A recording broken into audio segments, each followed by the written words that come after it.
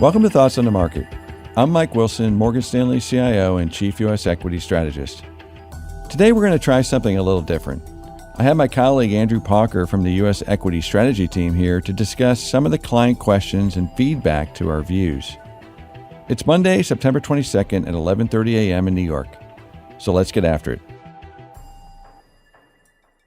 Andrew, we constantly deal with client questions on our views. More recently, the questions have been focused on our view that we've transitioned from a rolling recession to a rolling recovery and a new bull market. Secondarily, it's about the tension between the equity market's need for speed and how fast the Fed will actually cut rates. Finally, why is accelerating inflation potentially good for equities? Where do you want to start? Mike, in my conversations with clients, the main debate seems to be around whether the labor cycle and earnings recession are behind us or in front of us. Walk us through our take here and why we think the rolling recession ended with Liberation Day and that we're now transitioning to an early cycle backdrop. So just to kind of level set, we've had this view that starting in 2022, with the payback and the COVID demand and from the pull forward, that began what we call a rolling recession. It started with the technology sector and consumer goods, where the demand was most extreme during the lockdowns. And then, of course, we've had recessions in housing, manufacturing, and other areas in commodities, transportation. It's been very anemic growth, if any growth at all, as the economy has been sort of languishing. And what's been strong has been AI CapEx, consumer services, and government. And what we noticed in the first quarter, and we actually called for this almost a year ago, we said now what we need is a government recession as part of the finishing move. And in fact, DOGE was the catalyst for that. We highlighted that back in January, but we didn't know exactly how many jobs were lost from DOGE's efforts in the first quarter. But we got that data recently, and we saw an extreme spike, and it actually sort of finished the rolling recession. Even AI CapEx had a deceleration starting in the summer of 2024, something else that we've been highlighting. And now we're seeing pockets of weakness even in consumer services. So we feel like the rolling recession has rolled through effectively the entire economy. In addition to the labor data that now is confirming that we've had a pretty extreme reduction in jobs, and of course the revisions are furthering that. What we saw in the private sector is also confirming our suspicions that the rolling recession is over. The number one being earnings revision breadth, something we've written about extensively. We've rarely seen this kind of a V-shaped recovery coming out of Liberation Day, which of course was the final blow to the earnings revisions lower, because that made companies very negative and that fed through to earnings revisions. The other things that have happened, of course, is that DOGE, did not continue laying people off.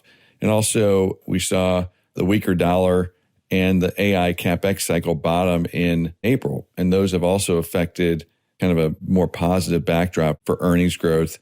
And like I said before, this is a very rare occurrence to see this kind of a V-shaped recovery in earnings revision breadth. So the private economy, in fact, is finally coming out of its earnings recession, which has been in now for 3 years. And I would just add a couple of other variables as well in terms of evidence that we're seeing the rolling recovery take hold, and that Liberation Day was kind of the punctuation or the culmination of the rolling recession, and we're now transitioning to an early cycle backdrop. So number one, positive operating leverage is causing our earnings models to inflect sharply higher here.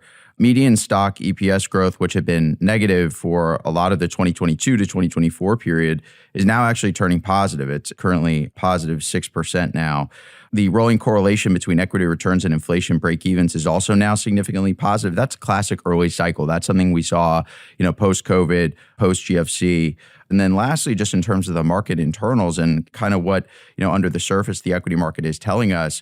So the cyclical defensive ratio was down about 50% into the April lows. That's now up 50% from Liberation Day and is kind of breaking the downtrend that began in April of 2024. So in addition to the earnings revisions, V-shaped recovery that you mentioned, Mike, those are a couple of other variables as well that are confirming that we're moving towards an early cycle backdrop and that the rolling recovery is commencing. Okay, so we had the FOMC meeting. As expected, the Fed delivered a 25 basis point cut. Mike, what's your read on the meeting as it relates to equities and the reaction function? Yeah, this is really what we expected along with the consensus. We didn't have a different view that the Fed would give us 50 They gave us 25, and some people have characterized this as sort of a hawkish cut, and very different than what we saw a year ago when the Fed kicked off that part of the rate cutting cycle with 50 basis points, because they probably were worried a bit more about the labor market than they were about inflation. But, ultimately, we think the labor data is going to get worse, or the payroll data will prove to be worse because of the delay between the Doge layoffs and when those folks can file for unemployment insurance, which should be in October.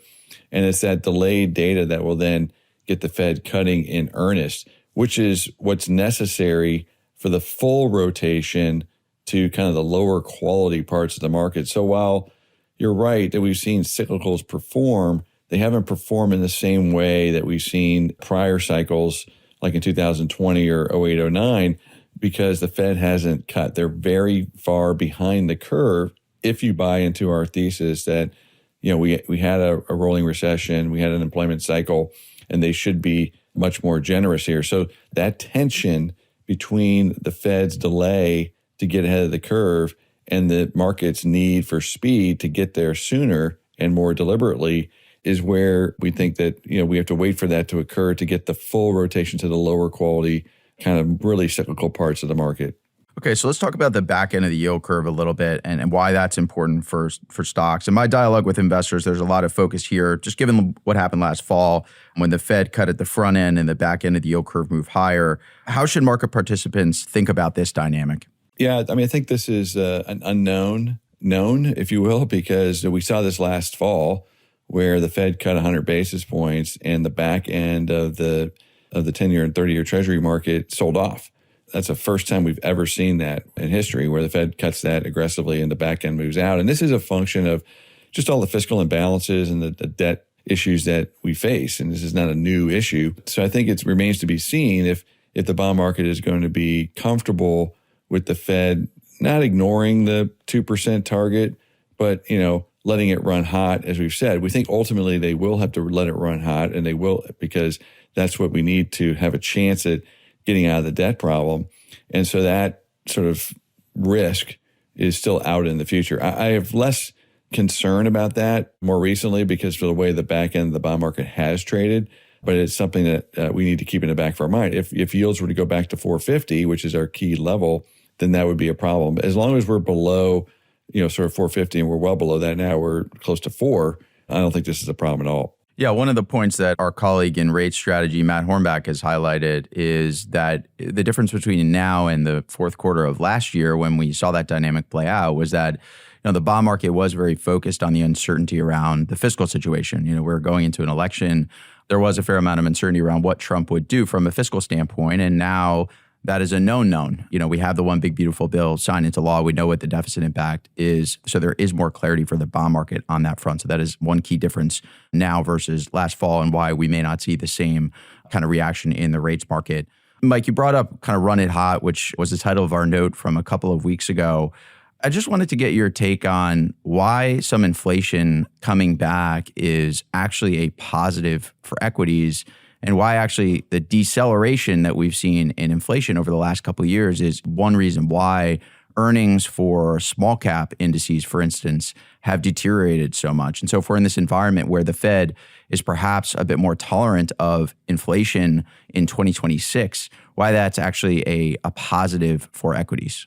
This is just an underappreciated sort of factoid that we actually identified back in 2020 and 21 as well, that when inflation is accelerating, that's a sign that pricing power is pretty good, and we actually see broader earnings. In fact, the best year for earnings, not just small caps, but the equal weighted S&P 500 was 2021. And that was the year where obviously inflation was really getting out of control. That was just pure profit for a lot of these businesses.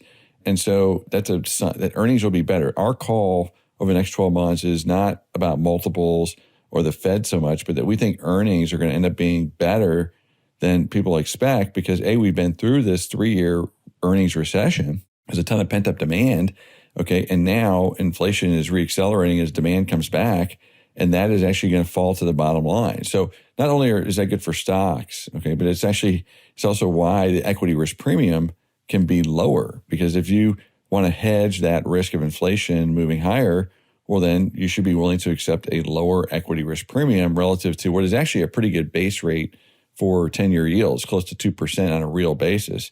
So, that's why the equity risk premium can stay low and why stocks can accrue at a, pretty high PE multiple as these earnings come through better than expected. And one of the reasons is that inflation actually is accelerating in some of these areas where it's been deflationary. Lastly, Mike, you brought this up briefly. I want to address rotations under the surface of the market. We took off our large cap buys a few weeks ago. And as you mentioned, kind of signaled our intention to get more constructive on small caps later this year in the fourth quarter. Can you specifically kind of walk through the signposts that we're waiting for before pressing the long small cap trade here? Yeah, I mean, this is probably one of the areas we've done a really good job of just, staying away from the fray, meaning that, we've been underweight small caps for really 4 years. And they've underperformed that entire time. I think the thing that we've been really patient about is just waiting for the Fed to lower rates to a level that's more conducive for these businesses that, A, need to obviously recap themselves, but then the cost of capital is just too high. So that's number one. But at the end of the day, I mean, that should translate into better earnings revisions. And that also has lagged. So it's a combination of the two.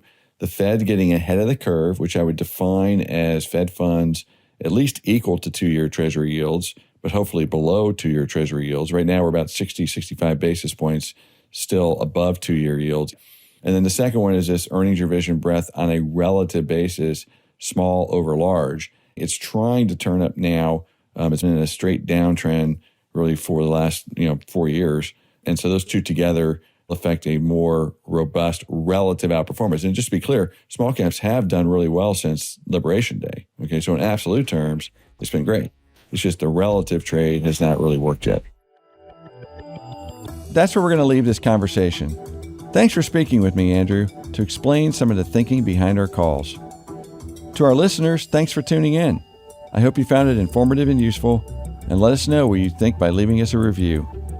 If you think Thoughts on the Market is worthwhile, tell a friend or colleague to try it out. The preceding content is informational only and based on information available when created.